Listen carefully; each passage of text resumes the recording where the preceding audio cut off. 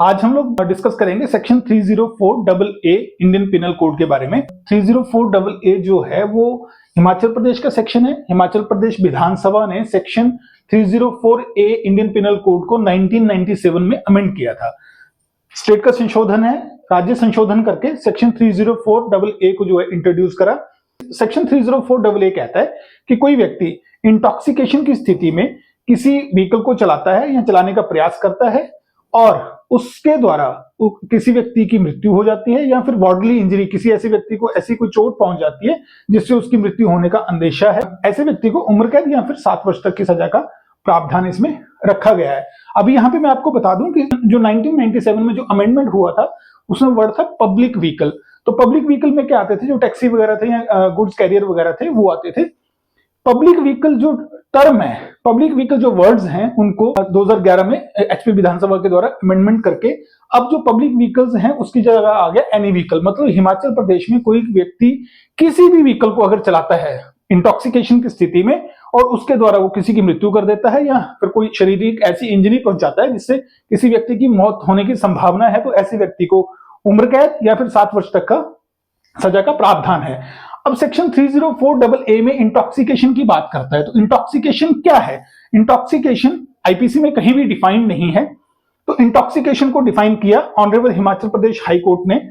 Judgement था Satnam Singh alias Chintram versus state of HP 21 सितंबर 2015 का जजमेंट है। इसमें इंटॉक्सिकेशन को लेकर ऑनरेबल हाई कोर्ट ने क्या कहा है, आइए डिस्कस करते हैं। वर्ड इंटॉक्सिकेशन को ऑनरेबल हाई कोर्ट ने 2 जजमेंट्स में जो है वो डिफाइन करा है। पहला जजमेंट है Satnam Singh alias Chintram versus state of HP 21 सितंबर 2015 का जजमेंट है।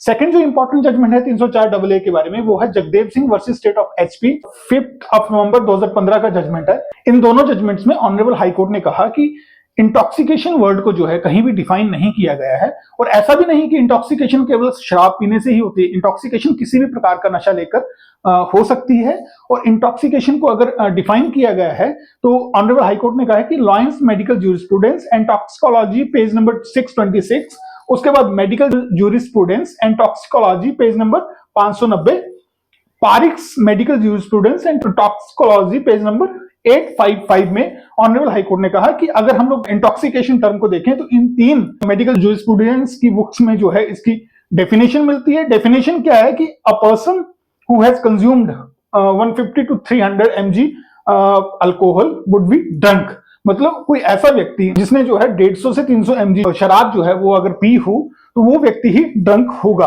तो जो Jagdev Singh versus state of HP वाला जजमेंट है उसमें पैरा 10 में कहा गया है कि 304 ए के लिए 150 mg चाहिए और 185 MB एक्ट में अगर कार्रवाई करनी है तो उसमें 30 mg चाहिए। तो मतलब 304 ए अगर पुलिस ने किसी के खिलाफ इन्वॉक करनी है तो जो व्यक्ति ऐसा जो कोई भी किसी व्हीकल को चलाते हुए उसका अगर आपके पास कोई एफआईआर दर्ज होती है और उसका आपने मेडिकल कराया, मेडिकल में जो उसका ब्लड सैंपल जो है प्रिजर्व कराया और जब ब्लड सैंपल की रिपोर्ट आती है और उस रिपोर्ट में आता है कि उसने जो है at the time of accident उसमें जो शराब की मात्रा उसमें खून में 150 mg थी, तो आप उसके अगेंस्ट जो है 304 ए जो है वो इन्वॉक करके आगामी कार्यवाही कर सकते हैं।